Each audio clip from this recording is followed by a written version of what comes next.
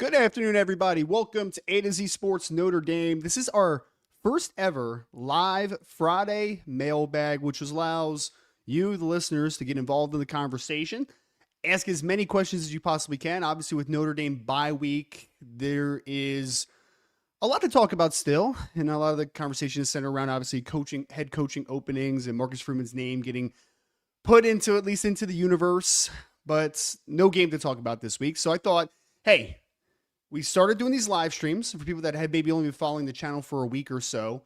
About 3 weeks ago for the Boise State game, actually had our first live reaction mailbag. We had another one last weekend for the USC game. Since there's no game this weekend, I said, hey, let's do a mailbag, right? And at my previous stop at Irish Breakdown, we used to do mailbags all the time, and it was a lot of fun. And I think I had said it on John Kennedy's show maybe a few weeks ago, where I was just kind of like, man, I miss doing live shows. Like, live shows were something. And behind the scenes at A to Z Sports, we were talking about doing live shows, for a while. You know, it had been a little bit that we had kind of been formulating and trying to figure out if this was something that we wanted to do, and it's something that we could tangibly do more than anything, right? Because the turnaround's a little bit unique and a little bit different at times. But excited to now bring this to you, and maybe this will be every bye week we do a mailbag. Maybe this will be eventually a bye week plus a live show every single week after the games. I don't know what this will end up being, but I'm happy to be here, and you guys are part of history, and I don't know if it's good history, bad history, or anything in between, but here we are, right? So throw questions in the chat. I will be here for about an hour or until we run out of questions. You know, I have a couple topics that I can also bring up if we're a little bit slower in the chat, but I already have 4 or 5 questions that have already been thrown in, which is great considering, again, first time that we're doing a live mailbag. So appreciate you all for putting them in. Keep throwing in, and I'll answer as many questions as I possibly can. Make sure though, folks, if you are listening to me live on YouTube, make sure to like the show, subscribe to the channel. If you're listening live on my Twitter, totally cool. But I would recommend going over to the YouTube channel. It's great, you know, continuing to grow my Twitter reach and all that type of stuff. But in order to be a little bit more reachable, a little bit better of a conversation, YouTube is the place to be, because Twitter comments come up very funky sometimes in these live streams. So I want to make sure that if you guys want to be a part of the conversation, YouTube is definitely the place to be. Facebook's fine. It's better than Twitter as far as like the applicable nature of interacting, but YouTube is definitely the place to be. If you're on Twitter though, make sure to hit that like. If you're on Facebook, make sure to hit that like, and make sure you're subscribed to the A to Z Sports Notre Dame channel over there. So without further ado, let's get into some questions here. Thank you all again. We'll get to as many as I can. If you're coming in a little bit later and you want to make sure that you get bumped up to the top, Super Chats will always be honored to bump up to the top. But let's go here to Josh Miller. What's up, Josh? He said, Josh Miller says, is Jordan Faison a draftable player, and do you think that Christian Gray could go to the draft this year? A couple of great questions. And for people that haven't followed me for a while, I am my roots are in the draft industry before I got into more in the Notre Dame media space, because obviously I've been a Notre Dame fan my entire life. But so for this question here, Jordan Faison is a really interesting player because he is about 5'10", maybe 5'10 and a half. He's 182 pounds, give or take a couple pounds. So he'll probably be about 185, 190 by the time the draft comes around. Whether, more than likely, he's a 2027 NFL draft prospect. I don't think his profile says declare early for the NFL draft. So he's more of a 2027 guy, right? 2027 guy. I think that he is definitely a draftable football player, because at the end of the day, right, getting open, being dependable, winning after the catch, those are the name of the game in the NFL today, because the NFL is a more and more of an increased space game. And that's the game that Jordan Faison wants to play, right? Like, that's what he brings to the table, being kind of that safety security blanket, however you want to coin it, being able to create some hidden yardage after the catch. That's what Jordan Faison brings to the table, and why I think that he is definitely an NFL football player. Now, me saying that, though, is me saying, Josh, I think whether it's 2026 or 2027, more than likely 2027, he's still probably a day 3 football player, right? We're probably talking about somewhere around 4 through 7, because Jordan is not the biggest guy.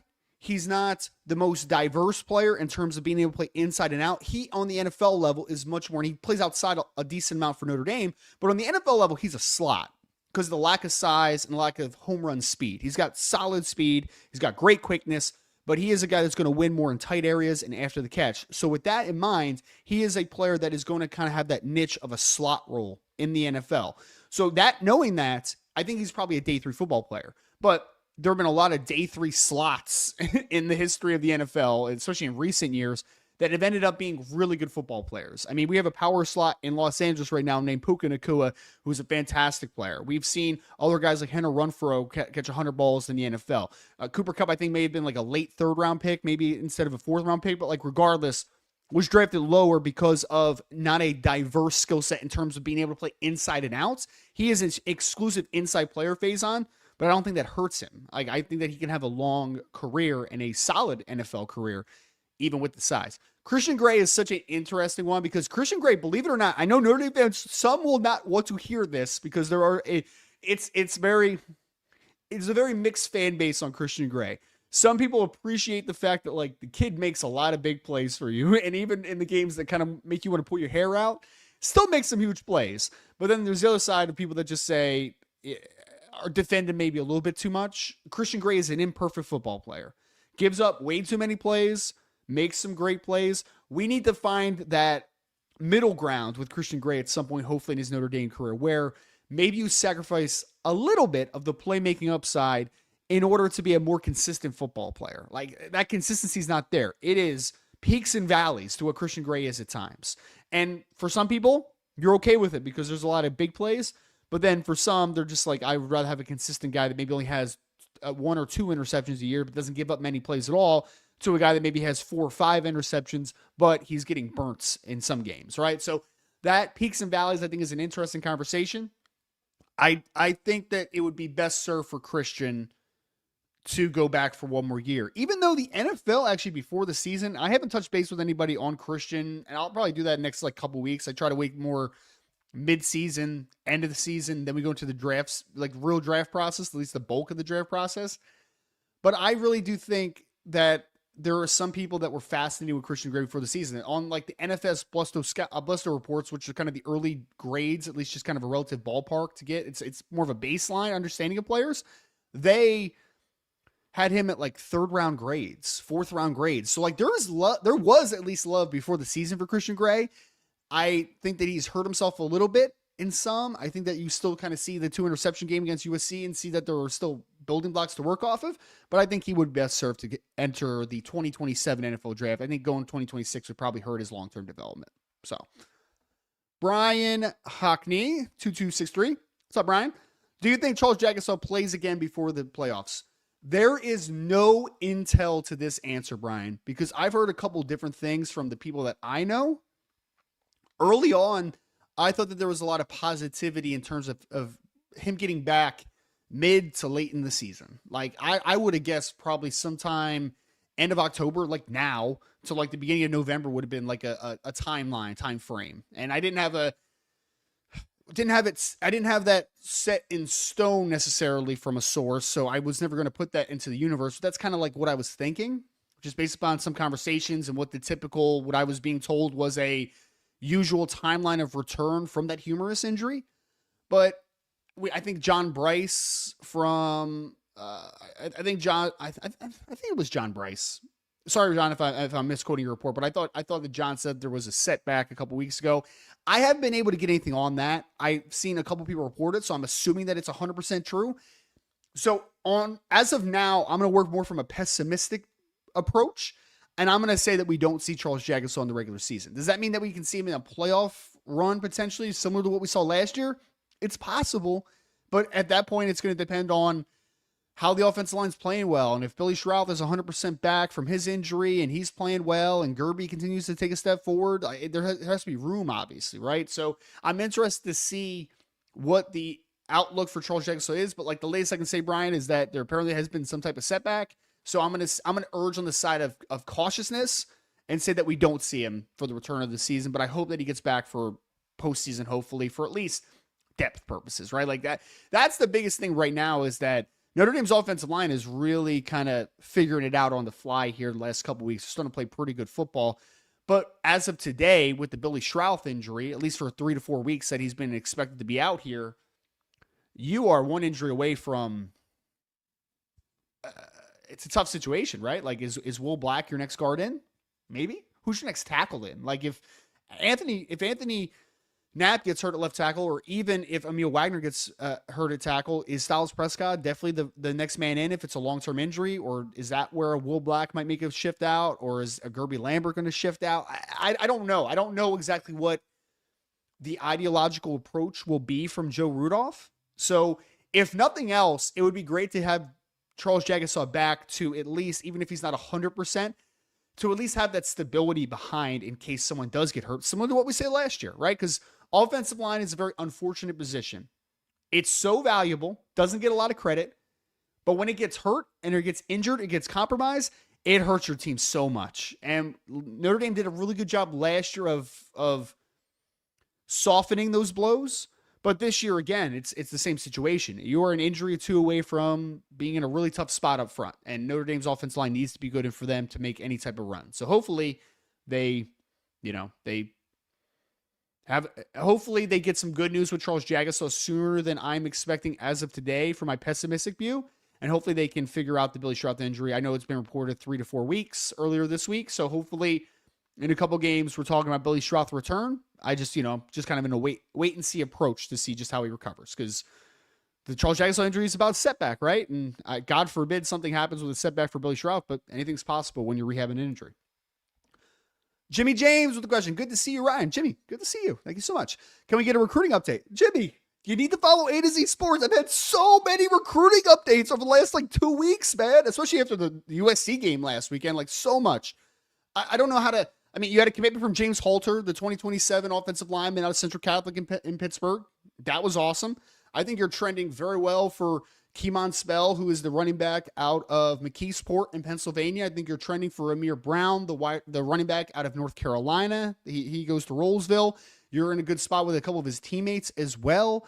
So, I mean, man, I've been trying to give you as much recruiting intel as much, man. A to Z Sports. You can, in the search bar, you can search Ryan Robertson. You can click on my profile and you can see all my reports. I gave an in-depth recruiting intel piece on, I think it was Sunday after the Notre Dame game. Been talking about it the last couple weeks on this channel specifically, but written content, a ton of it, right? A couple of those guys you're in a good spot with. I think AJ Roberts, who is Amir Brown's teammate, I think you're in a pretty good spot with. I think the tight ends like Seneca Driver, I think you're in a great spot with. Defensive line wise, I mean, again, it's going to come down to, can you close on Braden Parks, Devin Robertson, that group of defensive linemen, cornerbacks, Xavier Hassan, who's out of North Carolina, you're in a really good spot with. So a lot of great positivity, right? And I think that even Notre Dame, of the guys that I would call unlikely as of today, and unlikely not as in you have no chance, unlikely as in if they committed today, they'd probably be committing somewhere else. So that's like Manchin Sales, DJ Jacobs, that type of thing. They were both on campus for the USC game, and things went really, really well. Those are types of recruits that I think, as those high 4-star type of players, you just kind of need to keep chipping away, man. Keep chipping away. Keep them coming back to South Bend as often as possible, and maybe have a chance in the end. So I think you have a better chance with Manchin Sales than I thought maybe you did 3 or 4 months ago. So we'll see. But plenty of recruiting updates, Jimmy. Go take a look at I've done videos on it. I've done written work on it. Depending on how you kind of consume your content, please go take a look. Appreciate you, though.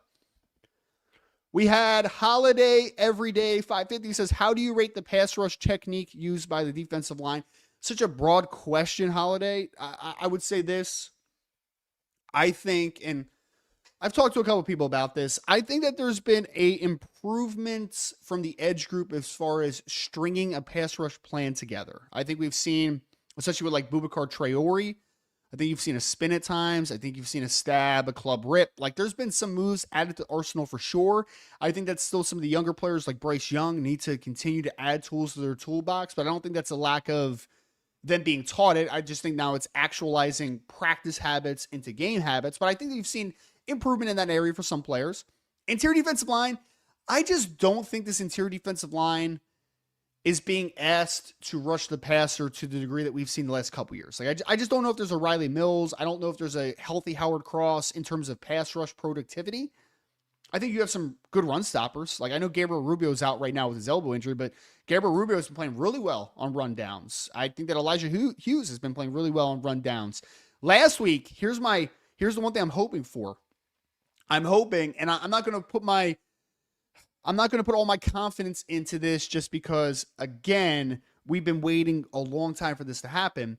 But Jason Onye had a couple easy wins in pass rush situations against USC. I mean, he whipped the left guard, a one rep specifically, that led to, I think it ended up being a incomplete pass from Jaden Mayava, but like he smoked the guard within a second. Like that, and that's the quick wins you want to see on the interior, because if you have quick wins on the interior, that's where the eyes for the quarterback start dropping, right? And that's where you start to cause a little bit more of that chaos inside of the pocket.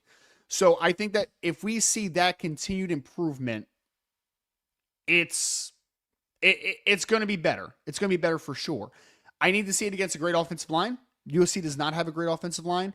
I don't know if you really see a great offense because, like, look, man, Boston College's offensive line is not very good.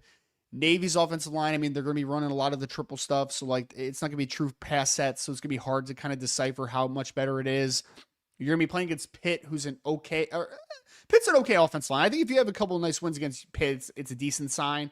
Syracuse does not have a great offensive line, so I just think that there's not a ton of opportunity to really showcase how much improved you are down the stretch. It's going to come down to if Notre Dame is 10-2 and has to play against a good offensive line, and maybe that's a rematch against Texas A&M. I'm trying to think of like some of the better offensive lines in college football. Maybe if you have to go against Ohio State or I don't know. I'm just throwing out a couple names here. Alabama with a couple good offensive linemen. If you have some wins against those types of teams, then I think you start feeling great about it. I just don't know if you have the opportunity in front of you the rest of the season to say like, yep, the pass rush has really arrived. I hope so, but we will see. Oh, we got a BK question coming up here, folks. Before we do, just hit that like button and subscribe for me. I really appreciate it. Throw your questions in the chat. I'm deciphering it pretty good, the chat, but I don't have a producer behind me. So a question mark at the end would be really helpful. If you want to put a mailbag in the beginning, like those things would really help me just quickly decipher in the chat what is a question and what is not. But we have Tyler Evans here. Is Brian Kelly trying to find out, trying to find his way? I guess it's find his way out. Wait. Is BK trying to find out way out of LSU? Trying to find a way out of LSU? That's how I'm going to take that question. No, I don't think he's trying to find a way out. I just think that, oh boy, let's do it.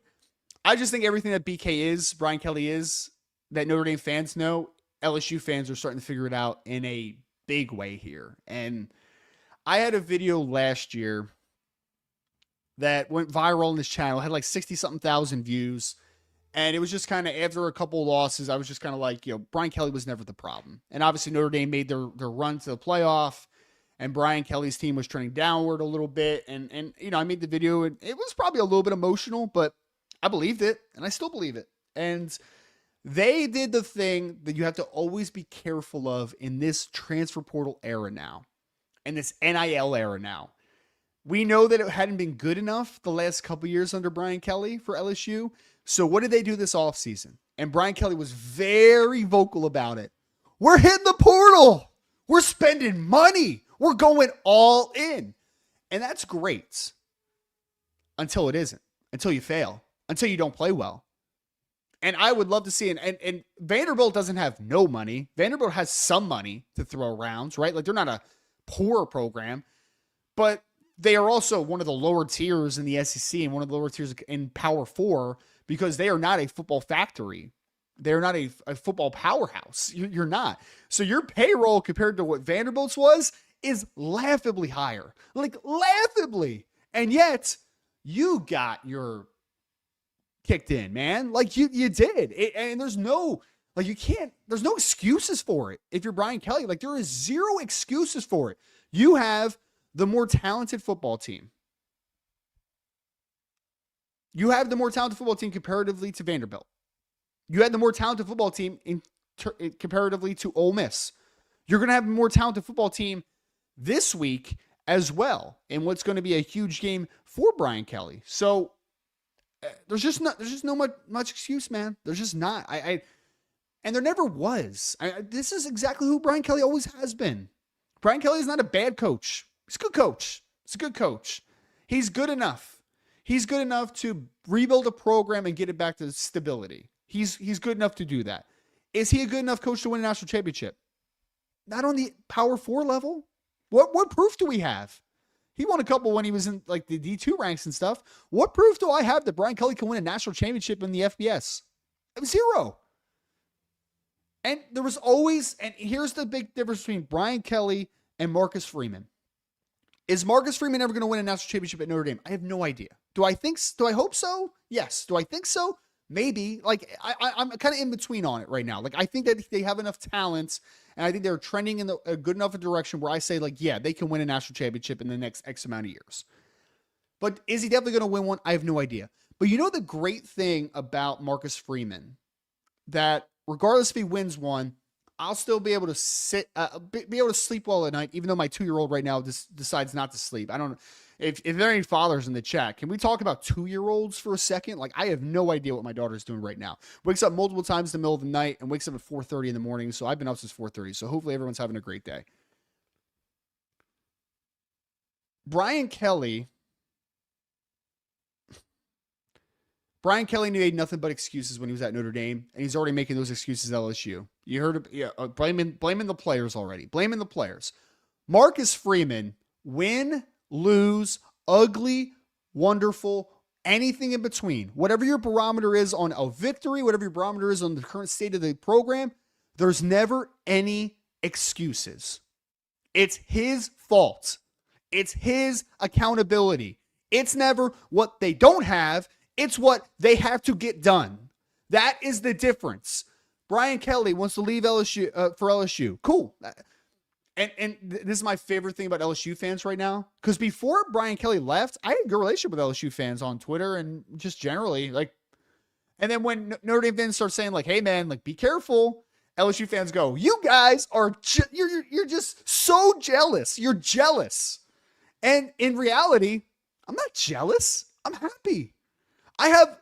You could ask my wife, the minute that Brian Kelly left, I ran up and gave her a high five. Like, I was so excited because we had gotten to the point of like, there's no ceiling here anymore. There's no ceiling. We have hit the ceiling. There's not going to ever get any better. So like, thank you for what you did, Brian Kelly. See you later. And you try to have that conversation with LSU fans and they think, oh, you're salty. Ed Orgeron won a championship here. Les Miles won a championship here. Brian Kelly won a championship here. Okay. I don't think he can. Especially with what the era is now with the transfer portal and NIL. Like, I don't think he can win a championship. I don't. And now the back and forth between Notre Dame fans and LSU fans are becoming very unison at this point. We're starting to see it because they are living the reality that we once lived. Is it horrible in Baton Rouge right now? No, it's not horrible. It's not a disaster. It's not a train wreck. It's not a dumpster fire. No. Is it great though? No, it's not. Was it good in South Bend, Notre Dame land for the most part when Brian Kelly was here? Yeah, for the most part. It was good. It was solid. It was good. However you want to kind of phrase it within that spectrum. But was it ever great? No. Even 12-0s felt hollow, man, because you knew that once you got to the big game, you knew you were going to lose. You knew Eddie Lacy was going to run all over you. You knew you wouldn't be able to cover Justin Ross and T. Higgins. Like, you knew it. And not because you didn't have players, because you knew that the coach wasn't going to prepare you for those big moments. It's become laughable. Laughable. What was Brian Kelly at Notre Dame? I think it was either 1-16 or 1-17 against top 5 teams. At Notre Dame, at one of the most proud traditions in college football. But back to your question, Tyler, do I think he's trying to get out of LSU? No, I don't. Because if he fails, that's the ultimate black eye for Brian Kelly for 2 straight programs now, and a program that he deemed easier to recruit to, easier to win a championship at. If he fails, that's a black eye. And God forbid Brian Kelly fail at anything. God forbid, or at least God forbid him take the accountability for him failing at anything.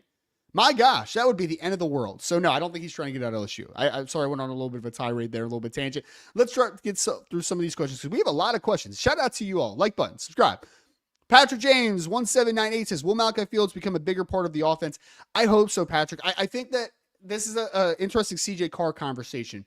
And I talked about this a couple weeks ago. CJ Carr entering I think it was the Boise State game. I think it was the Boise State game, or it might have been the NC State game. Don't quote me on it. It was one of those two, though. So before this past game against USC, he had completed as many passes outside the numbers as he had attempted passes inside the numbers, right? So that basically says he is throwing a lot outside, he's throwing a lot inside. And I think when that is the fact, after you have a few games of film, if you're a defense, if I'm a defensive coordinator opposing, my adjustment is going to be, I'm going to make things harder to throw outside for CJ Carr. Make it harder, right? And I think that we've seen that the last couple of games with Malachi Fields not being as prominent of a fixture in the offense. I think that that's by design defensively, right? Like they said, we're going to take something away in the passing game, and it's the outside the numbers stuff. Like we're going to make sure that that doesn't get threatened as much. So what's the changeup that needs to happen to get that back?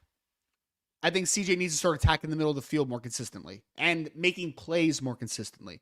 If you start to hit some middle of the field shots, and I'm not talking about deep shots, I'm talking intermediate, like 10 to 19 yards, somewhere in that window. If you start hitting a few of those, how do defenses now have to react? Because you're not just going to sit back and just say like, oh, we're just going to get nickel and dime to death or killed by 1,000 paper cuts in the middle of the field. Defensive coordinators are now going to say, all right, now I need to protect the middle of the field. And then what happens? Malachi Fields has a lot more one-on-ones. Yeah, whoever else is outside, Micah Gilbert, they have a lot more one-on-one opportunities. KK Smith, whoever. That's when I think that the outside-oriented approach in the passing game becomes better.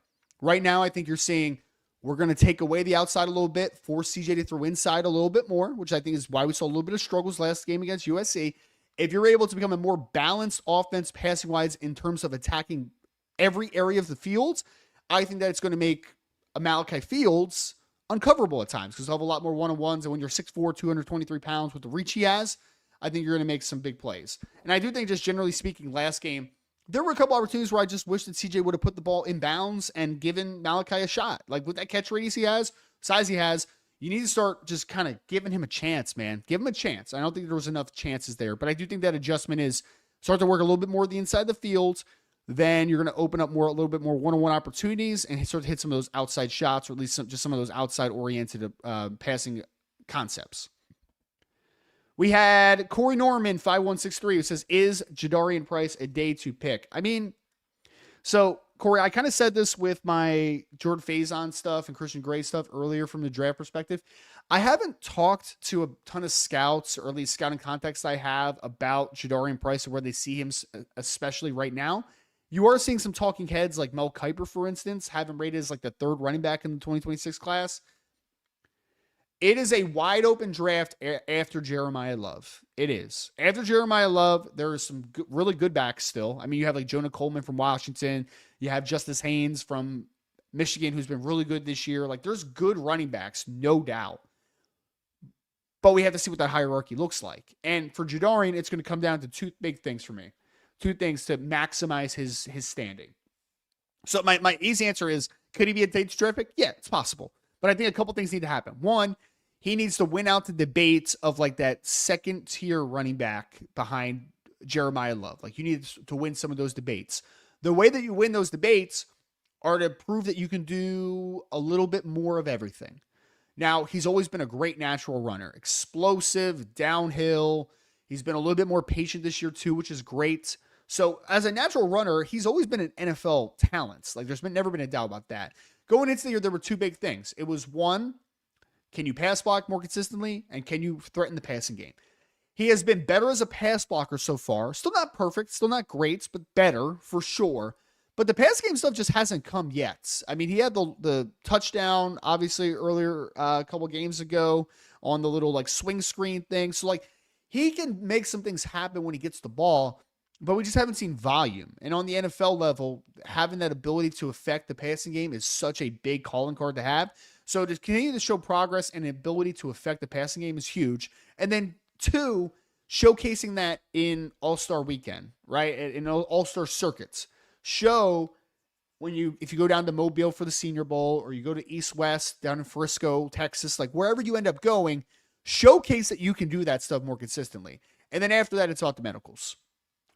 He had an Achilles injury. Achilles injury is a bad injury for a running back especially, but it was a couple years ago now. So will it be a big deal? I have no idea. Probably not. I mean, he looks like he's fully back, but until the doctors do their thing and they really diagnose everything and they take deep looks as far as like long-term impact and damage, I don't know. Like nobody that says they know for certain right now is for sure. Like they're I don't want to say they're lying, but like they're misguided with that perspective. Like I don't know what it's going to look like. I was literally talking to a scout earlier today about Jordan Tyson, the wide receiver for Arizona State, who's had a long list of injuries, and he told me, he's like, I'm really scared to find out what his medicals look like.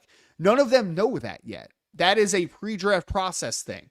So is Jadarian's knee good for 7 years? I don't know. I mean, possibly, potentially, but until we know, we don't know, right? So we need to figure out those couple things. So as my long answer of saying, he can, but there's a couple factors that kind of still need to kind of shake out. He needs to prove why he should be picked before a Justice Haynes, before a Jonah Coleman, like some of those second-tier backs after Jeremiah Love. I had Carlos Garza who said, do you think Jaden Greathouse will transfer? I have no idea. I haven't talked to Jaden. I haven't talked to Jaden's parents. I haven't talked to anyone close to Jaden. I have no idea. I think if he gets back healthy and it's all the, kind of the same story and he doesn't get many targets and he doesn't play a ton, I think the longer that happens, the more you feel less certain that he will be at Notre Dame in 2026. I think that's fair to say, but I have no idea. I haven't talked to anybody inside the program. I haven't talked to anybody close to Jaden and his support side. Like, I don't know. I genuinely don't know. I hope not, because I still think when Jaden Greathouse is targeted and he's healthy, I think he's a really good player, man. But, for whatever reason, this year just has not gone his way. Targets early and then now kind of coming back from the injury. So we'll see if he's able to come back healthy and start to get some targets, but I genuinely don't know the answer to that question. But it is a great question. It is a really great question. All right, we got Irish Gordian now. What's up? IGK just says, let's go. Right. I made a live show. Yes, sir, you did. Thank you so much. Still taking questions here. We have AFMOS Notre Dame. How big of a factor is having 2 stud running backs who remain fresh into the fourth quarter via rotating a Notre Dame success on the ground? How big a factor is having 2 stud running backs who remain fresh into the, it's huge. It's huge. The running back position, I'm not even talking about like NFL draft perspective, long-term perspective. It's a position where you could wear down quick. And I know we always hear like, running backs get stronger in the fourth quarter, some of them. And while that could be true at times, that's more about them being maybe a little bit more in better shape and more durable than maybe some defensive players out there, right? They're playing a higher volume of snaps. The more you can save their legs, the better. I really, it's the unfortunate circumstance of like Jeremiah Love last year getting banged up and just kind of hobbling through the playoffs. I do sometimes wonder just how much better that run game would have been if healthy Jeremiah Love was there, because if healthy Jeremiah Love is there, you're able to create a couple more explosives. That opens up things for Jadarian Price too, because now, and that's a big factor into the rise that we've seen for both running backs this year, and particularly for Price, is that they are the same in the sense that they can create big plays, but they are very different types of running backs. Jadarian is a little squattier, a little bit bigger lower body. Jeremiah runs a little bit more upright, but he's got better change of direction. So they are much different players. So defensively, when you are getting, you're seeing the same thing a couple times in a row, your mind kind of goes to playing a certain way. And then all of a sudden you get the one cut home run threat of Jadarian Price. That's where it creates a lot of opportunity. So I think that, yes, absolutely, it creates huge opportunity. And the fact is that although Jawan Sider seems like he just wants to play 2 for the majority, by the playoffs, if something does get banged up, it also saved legs for guys like Aeneas Williams, because Aeneas was banged up to begin the year. But by the time the playoffs come around, that guy should be ready to go. And as we saw in the playoffs last year, Aeneas is a really good player when he's getting opportunity and he's healthy, man. So I'm hopeful that we also see a little bit more of Aeneas Williams down the stretch of the season, where if you have the 2 dynamic runners you have now, plus Aeneas Williams to take some mileage off their legs as well, man, you have a really threatening running back room just in general going into the playoffs. I'm really hopeful for that. We had Holiday every day, 550. If they present Price a big NIL deal and the promise of being the lead back, do you think there is any chance he comes back next year? I've heard this question a couple of times, and it used to be like, no, there would be no chance, right? Like you listen to that question, and because my pulse always comes from a NFL draft perspective, and from the NFL draft perspective, if a running back can go high and can get in the NFL as soon as possible, you go. You just do. Because so few of those guys make it to a second contract. And in the end of the day, the second contract in the NFL is where your money is made. Like, that is it. If you can get to a second contract, you're in a good spot, man. You're in a really good spot. So I was always a pro running backs go to the NFL thing. NIL has changed that a little bit. Because if let's say you're a 4th or 5th round draft pick, just in a vacuum, and a team offers you like $2 million to go back, I mean, it might be worth it just to take that short-term payoff, and then you still have an opportunity in the NFL as long as you don't get hurt. But for a guy like Jadarian Price, who is now being projected a lot higher than maybe some people thought he was going to be going into the year, for a guy that has had an Achilles injury in his career, and a guy that also has low mileage on his legs, so he has a better opportunity potentially to get to a second contract, I say you go. As a Notre Dame fan, if Jadarian Price decided to come back for another year, would I be mad about it? Absolutely not. Yeah, great. That sounds awesome. But as a understanding of how the NFL works and how the NFL draft process works and what the shelf life of a running back in the NFL are like, do I think that it's wise business for him to go back? No, probably not, right? So I think it makes it more attractive, but ultimately I think that he probably ends up going to the draft, especially if he's being projected as high as some people can see right now. We had Corey Norman, 5163, who says, can the offensive line continue to improve despite injury? There is a point, Corey, where too many injuries kill your ceiling as an offensive line. And that's not an offensive line thing. That's a general thing, right? Like, if Jadarian Price gets banged up, God forbid, or if Leonard Moore gets banged up, God forbid, like, you lower your ceiling of potential in any room, right? And the minute you lose a Billy Schrauth is not a great situation to be. The good news is that all signs are pointing that Billy Schrauth will be back it was reported 3 to 4 weeks several days ago. So we're going to take 2.5 to 3.5, 2.5 to 3 weeks, 3.5 weeks at this point, right? So he'll be back. And with that time frame in mind, you will have time to get them ready for potential playoff run if you take care of business. So I think your ceiling is still relatively the same. The Ashton Craig injury hurts, but I will tell you this, man, and I don't want to get too hyperbolic over one start, but seeing what Joe Otting did in his first career start against an okay USC defense line, not a great defense line, but like still an okay defensive line, I am very positive about the center position from the short term to the long term. Joe Otting impressed me that much. So as long as Joe Otting continues to trend forward and you get Billy Schrauth back, I do think that this team can continue to keep getting better. Like, absolutely. And Anthony Knapp has been a ton better the last 3 to 4 games. A ton better. Emil Wagner, although still not great, has been better. Gerby Lambert is improving rapidly. If Joe Otting gets back and Billy Schrauth gets back to just what he was before the injury, then I think that your ceiling is intact. The blessing that could happen here, and I never want to say blessing in disguise for an injury because, like, I just don't want to say, I don't want to say the word blessing around injuries. Like, it's just something I don't want to do. But getting Sullivan Absher some starting experience here and getting some Will Black potentially, some reps at least in spots potentially, that can also strengthen your depth. So if an injury does happen, I'll put it this way. Let's say, in theory, again, this is God forbid, but it's a theory. Let's say that Sullivan Absher starts the next 3 games and then Billy Schrauth's back fully healthy. If Billy gets hurt again or Gerby Lambert gets hurt, you now have a Sullivan Absher who has 3 games of starting experience. So that rose your floor for the room. You feel more stable about the depth that is behind them. So I think that the ceiling is intact, but if you have another injury or two, that's when the ceiling starts to get threatened. As long as Billy gets back, I think that you still have the opportunity to be a very good offensive line down the stretch of the season. We have Irish Corey Knott says, your thoughts on Bryce Young's development to this point of the season when you see him putting it all together. IGK, I think he's made progress the last couple of games in terms of being more assignment sound and more technically proficient. The big plays have not happened yet for the most part, because I still think that when guys really start making plays, when they're starters, I'm not talking about guys that are just coming off the bench that are depth pieces that can just kind of play with their hair on fire for a couple reps and are out of the game. There is a technical proficiency that needs to happen first. And then when you become comfortable in that technical proficiency and you become more advanced as far as your mentals of understanding where I'm supposed to be and what my assignments are, I think that's when you start unlocking the athletes that Bryce Young is. So I'm hoping that by the end of the season, we see some flashiness, man. Like it starts to come.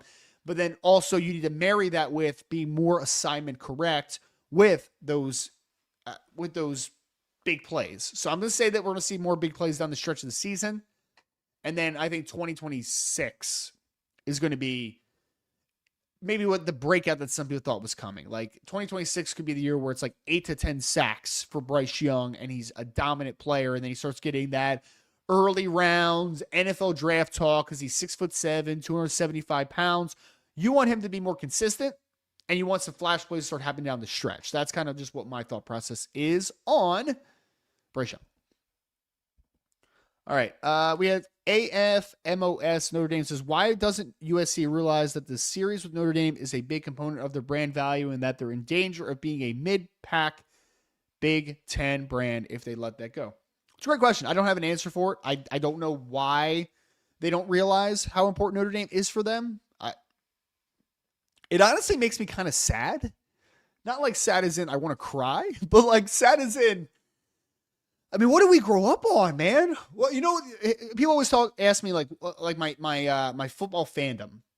I love the game of college football and I like NFL. That's me personally. I know some people love NFL, like college. Some people love both. Some people like both. But typically I feel like you love one more than the other. And I love college football more than I love the NFL. Just do. I like the NFL. I love college. Why do I love college football? It's the rivalries, man. It's the rivalries. I grew up hating USC, hating Michigan, but I wanted to play them because I wanted to hate them. A little bit of competitive anxiety is good for the heart, man. Maybe not when I get a little bit older, but me at 33, about to turn 34 on Monday, like for me, I'm like, I want a little bit of competitive anxiety. I want to feel those emotions. I want to live and die with each win and loss. I want that stuff, right? USC doesn't feel that way, or at least Lincoln Riley and the supporters that he has in the program don't feel that way right now. They feel we make more money if we make a playoff run and we make a championship run. That's what they think, right? And there's some truth to their logic, and there's a lot of flaws with their logic, obviously. And at the end of the day, Notre Dame, USC, man, like it's one of the historical rivalries in all of college football. They have played 95 times in their program's histories. 95 times. And it was I think it was Papadakis who just said, and I wrote an article about it, Petros Papadakis, who played running back at USC, who said literally, he called Lincoln Riley and someone else in the program, I forget who it was, a fart in a whirlwind. As in, they are not USC grads. They did not play at USC. They are transplants, for lack of a better word. They came to USC and they said, you know what? I don't care that I haven't been here that long. We're going to change the future of USC and just completely just throw the history out of the building. Like, throw it out of the conversation. And it's horrible. So Notre Dame fans and a lot of Notre Dame supporters aren't just, I don't want to say upset, but like bums with the rivalry stuff with the USC game. But on the USC side, it feels like a lot of alums and supporters over there are not happy with the situation either. This is what makes college football great. Those rivalries, man. You want to hate USC. I want to hate USC. And I want USC fans to hate Notre Dame. I want them to hate us. Because then it makes winning so much better. I want to be hated. Hate me. Hate me. I do it. I love it. This is what I want. So it's a very unfortunate. It's just very nearsighted. It's short-term payback versus long-term just implications, I think, right? Because at the end of the day, that rivalry is going to give you so much more appeal nationally. Like it is, because whether you are an older fan, a newer fan, you've always known the USC rivalry. You have. Again, 95 times these two teams have played. And some people don't care about it, unfortunately. Some people. Ugh, so annoying. Carlos Garza said, Due to our red zone struggles, why hasn't Jabron Payne had a shot at carrying the rock? He played well against Ohio State a few years back, and he's very capable. He is very capable of it. I agree. I think there's going to be some changes here. I mean, Marcus Freeman, Mike Denbrock are not dumb. So they know that the red zone and then short yardage situation will couple them together. They haven't been good enough, obviously, right? So they tried the Wildcat stuff to try to get an extra hat out of the box because, I don't want to say unfortunately, but CJ Carr just isn't a running threat. That's not his game. So does Jabron Payne get an opportunity? Maybe. Does Aeneas Williams get an opportunity? Maybe. Do you just have a couple different formations or a couple different looks? Do you see more motion? Like I don't know what the answer is, but you absolutely need to figure out the next step to getting that better. No doubt about it. We have Josh Miller says, what's your dream starting offensive line in 2026 if Billy is the only one that leaves? So if Billy Stroud is gone, oh, Josh, it's such a tough question because, I mean, I have to live from a certain world of reality, right? I mean, I have to. My dream, if I had it everything I want, if I had it the way I want it fully, if I had it the way I wanted, it would be Will Black at left tackle, Gerby Lambert at right tackle. It would be. Actually, no, I changed. Man, that's actually tough because, man, Gerby's done a lot of stuff, good stuff at guard. Done a lot of good stuff at guard. I'm trying to think. No, I'll still stick with it. It's fine. So we'll go Will Black at left tackle, Gerby Lambert at right tackle, right guard. We'll keep Charles Jagusah hopefully healthy. We'll throw left guard Anthony Knapp so you don't have to switch the hands. Just shift one inside, and then center you have Joe Otting or Ashton Craig. That would be my 2026 if Billy's gone, but it's not what's going to happen, right? Like, if Emil Wagner comes back for his 5th year, then the offensive line, if I'm being predictive, is going to be Anthony Knapp and Emil Wagner at tackles, Charles Jagusah inside at right at one of the guard spots if Billy's gone, Gerby Lambert, and then Ashton Craig or Joe Otting. That's probably what it will be. But, you asked what I would like. That is what I personally would like.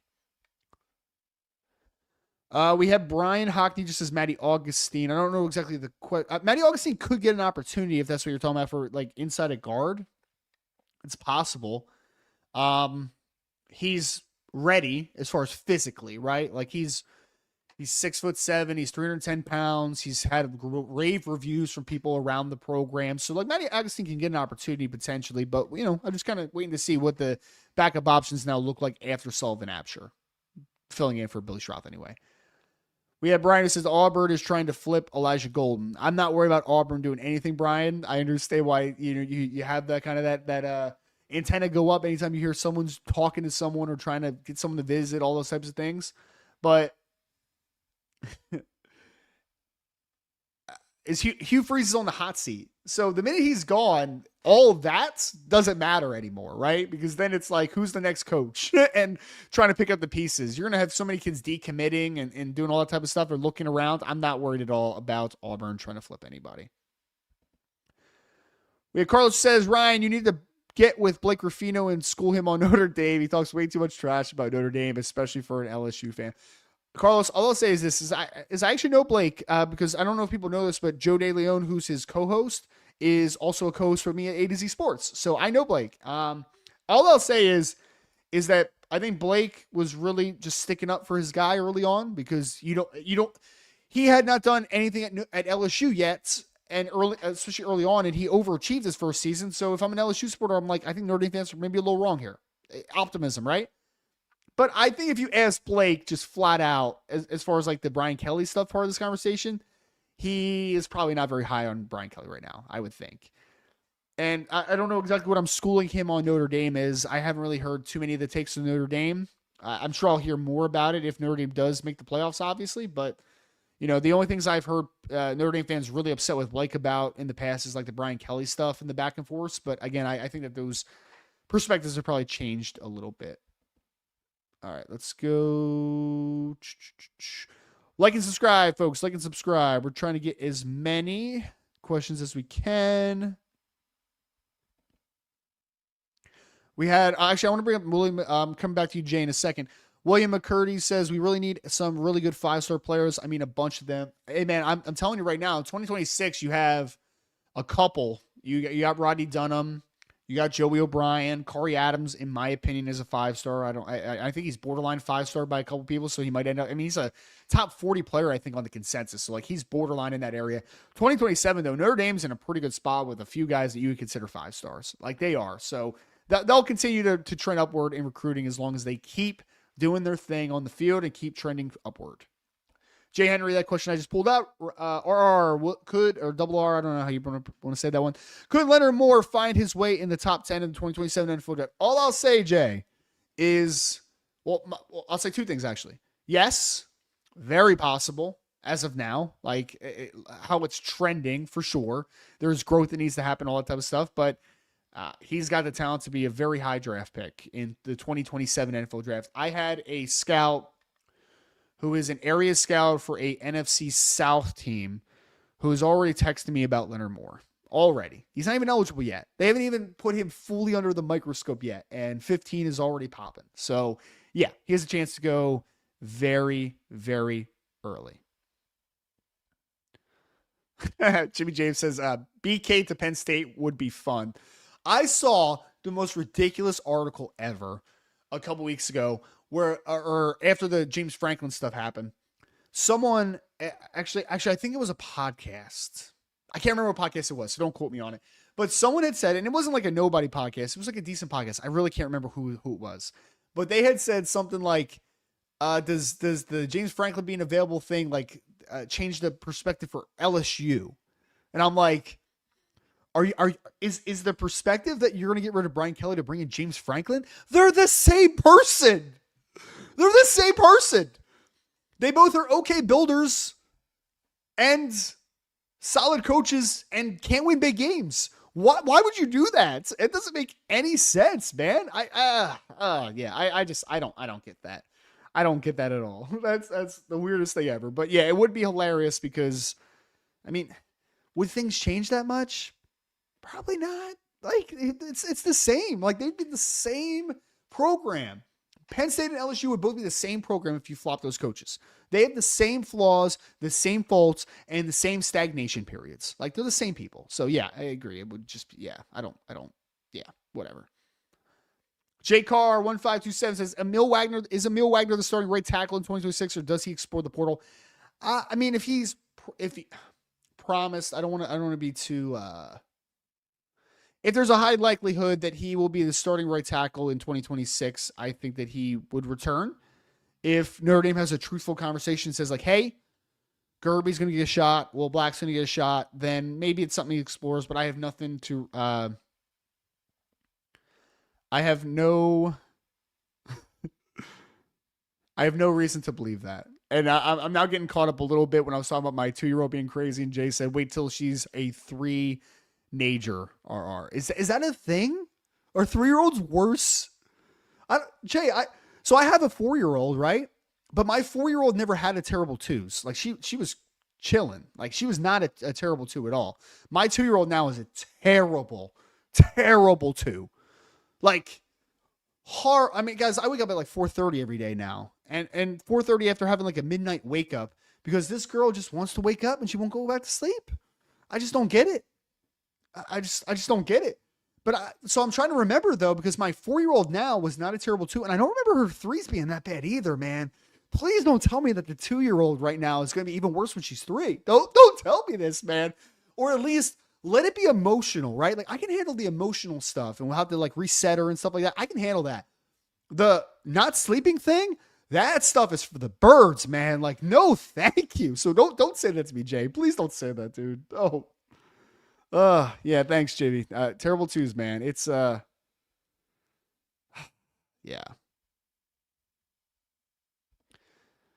William says Marcus Freeman is a good coach, but we need more 5-star players instead of 4-star players. Okay. All right.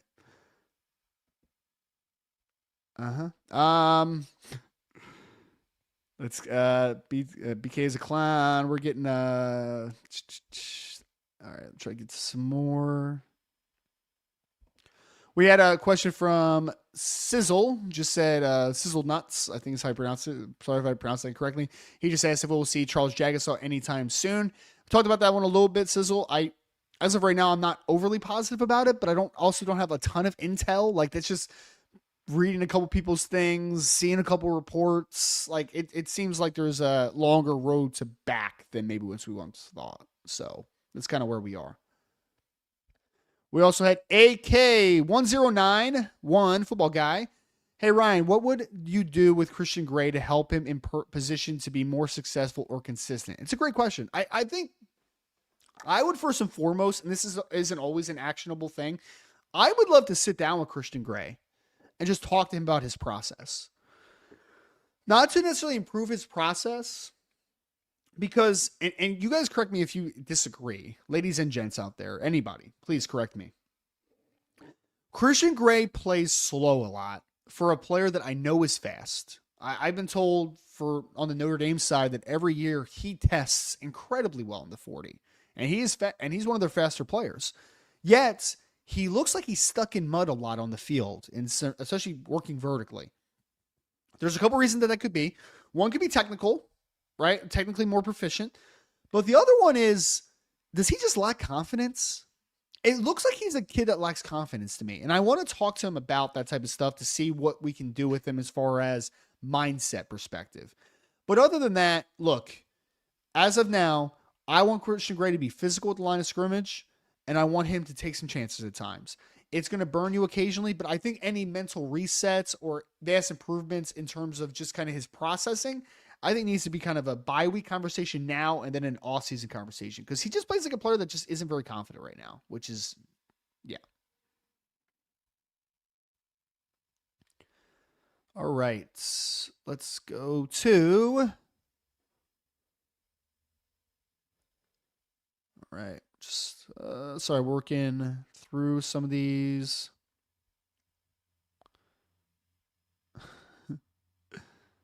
Sorry, some of you guys are funny. I like it.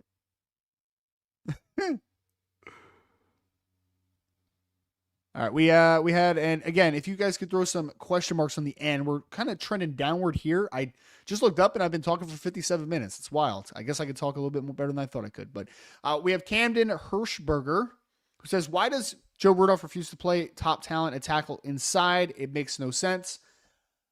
Camden, I think more than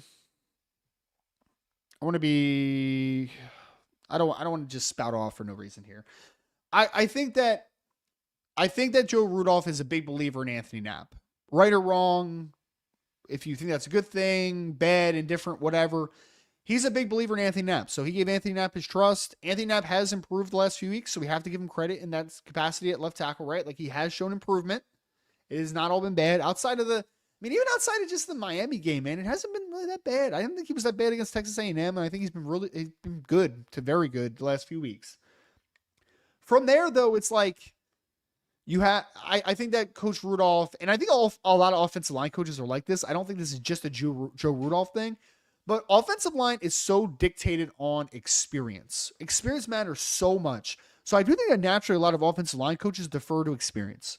So when they see an Emil Wagner who's older, and I'm talking not just experience of playing time, I'm talking about experience of being within the program and being taught by the same person, right? Like, all those things count to experience, in my opinion, for the offensive line.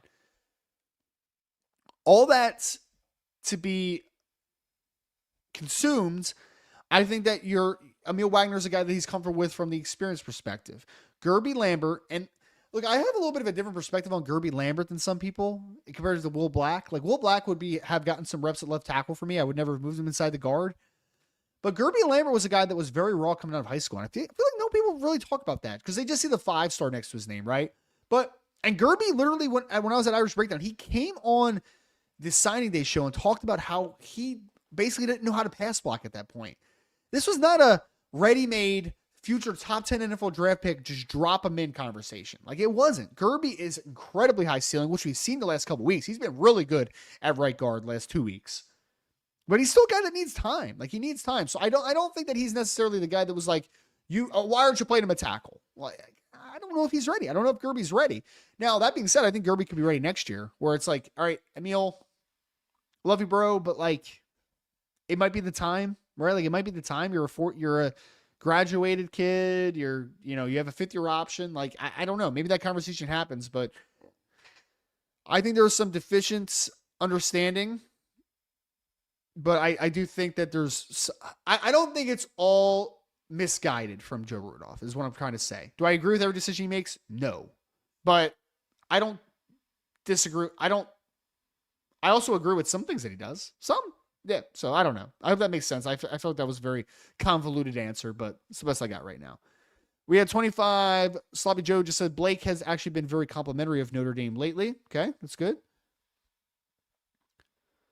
Jay Henry said he was calculating BK's buyout in the last show. I'm telling you, man, without divulging too much, I think that Blake's opinion on BK has changed a lot. I think that it has definitely changed a lot. And it should have changed a lot. Sloppy Joe also asked, do you think Kenny Minchie's destiny is to be a volunteer? What's interesting is I actually had someone ask me, like, if Kenny Minchie does hit the transfer portal after this year, what's the best spot for him? And so he was committed to Pittsburgh. Pittsburgh has that true freshman kid that's playing pretty well. So, like, I don't know if they want to, revisit that relationship.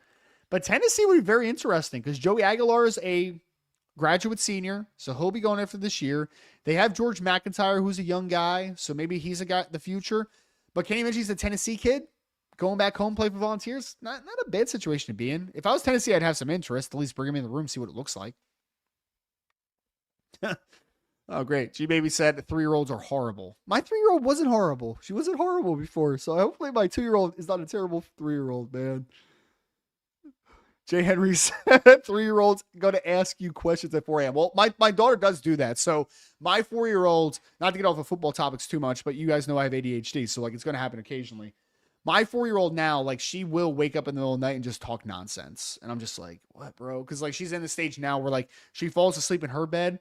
But then, like, there will be some nights where I'll wake up at, like, 3 a.m. to her in my bed. I'm like, when the heck did you get in this bed?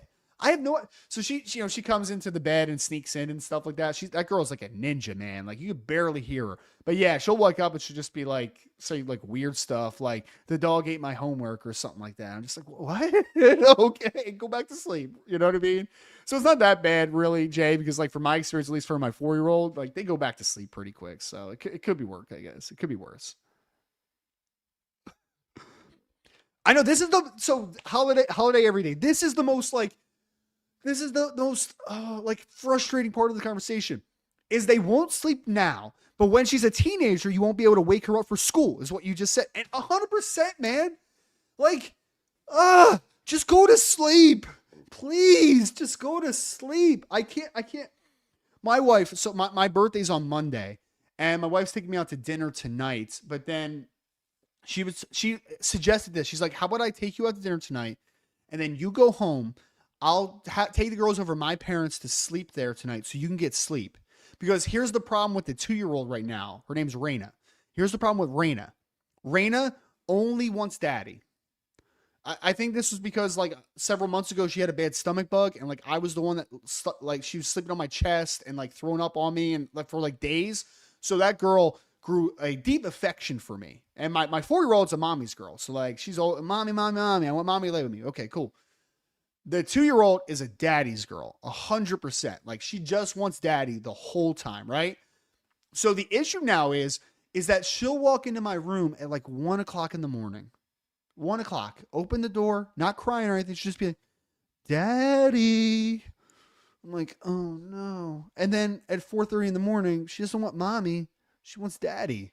So daddy has not slept very much. I mean, I'm doing 1 to 2 wake ups a night where I have to get her back in her big girl bed. I have to lay next to her to get her back to sleep. And then sometimes I fall asleep. I'll wake up. I'll hobble back to bed, go back to sleep. And then in a couple hours, she's back in like, hey, daddy. And there's no way to stop the monster right now. Like, I can't just let her cry it out or be upset or whatever, because she was in a crib previously, but she outgrew the crib and I had it on the lowest setting. And so she just, she climbs out of the crib, climbs in and out of the crib. Like, she was too big for it. So now she's in her bed, but now, so there's no way to keep her in there. Like, she's when she's out, she's out. You know what I mean? So it's tough, man. It's tough world right now. It's tough. Because then I wake up and my process is usually like I like to like I'm an early person anyway. Like I usually wake up at like 5:30 myself, like 5:30. Because I get up and I get some work done before the girls wake up, and then we transition to like taking Raina to daycare, taking Juliet to pre-K. That's the world I live in. So my thought is, let's get some work done before the day starts so I feel good about my footing on the day. I'll write an article or two, get some film work done, and then we'll transition to the day. These 4:30 and up things are killing my productivity in the mornings, man. So then I feel like I'm working more at nights than I typically would, you know? So it's tough sailing right now, man. It is tough sailing. IGK, we're only gonna do a couple more here, folks. I'm already over an hour. IGK said, what's the highest playoff seeding Notre Dame could get if everything goes their way? I'd have to calculate everything, IGK. Ask me this one after this weekend, because there's a couple of games, although it's not a great slate of football, there's a couple like sneaky upset alert conversations, like Iowa State versus BYU's one. Syracuse is playing Georgia Tech. Like there's a couple of these like weirder games that ask me after this weekend, because then I'll start to really calculate things. I think it's really going to depend on a couple of like these SEC matchups too, where like if you're Oklahoma against Oklahoma's playing Vanderbilt, right? If I remember correctly. Sorry, my mind's a little bit jumbled right now.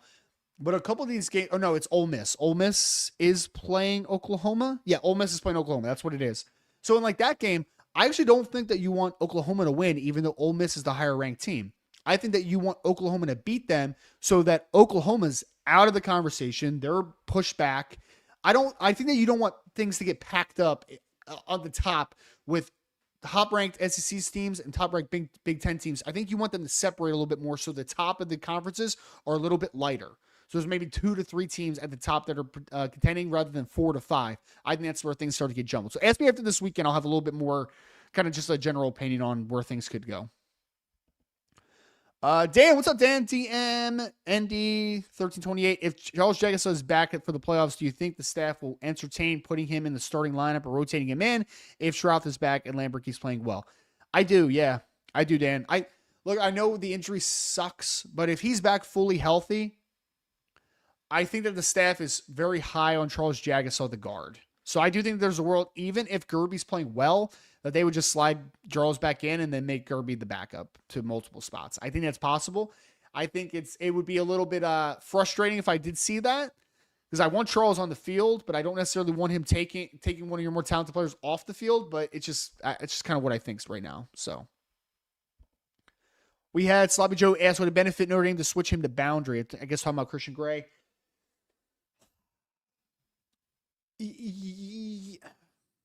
Probably.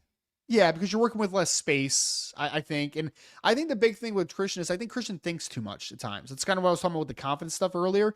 So I think if you had decreased space and more one-on-one opportunities, I think that you would see a guy that's just generally more confident. So yeah, I think moving in the boundary probably would be better. But then, yeah, I don't know. But I think there'd be some validity to it for sure. All right, let's go. We had Jay Henry says, do you think Elijah Burris or Cam Williams will get some opportunities in the next few weeks? Some opportunities, yeah, because I think that there will potentially be a couple blowouts, potentially, especially against like Boston College. So yeah, I think they'll get opportunities. Will that mean a ton of targets, Jay? Not really sure, but I think that you'll see Elijah Burris on the field for sure. Hopefully see some Cam Williams. Not 100% sure about Cam, though. Jimmy James says, have you heard any reports on the progress of Cam Williams? Not too much, which is not a good thing, right? Like the Cam Williams stuff has been frustrating. I'm not sure exactly what's going on there, but he's not been a guy that I've heard too much about.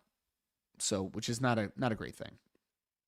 We had Denari Curry who says, if Cincinnati fires Zach Taylor, the head coach, does Freeman bring back Al Golden? It all depends, man. If Chris Ash is off to different horizons or something, would I bring back Al Golden? Absolutely. But I have no idea if that's going to happen. So, but it'd be an interesting question. Thank you, IGK. Raina sounds like a downpour. Yeah, man. She is girls something, bro.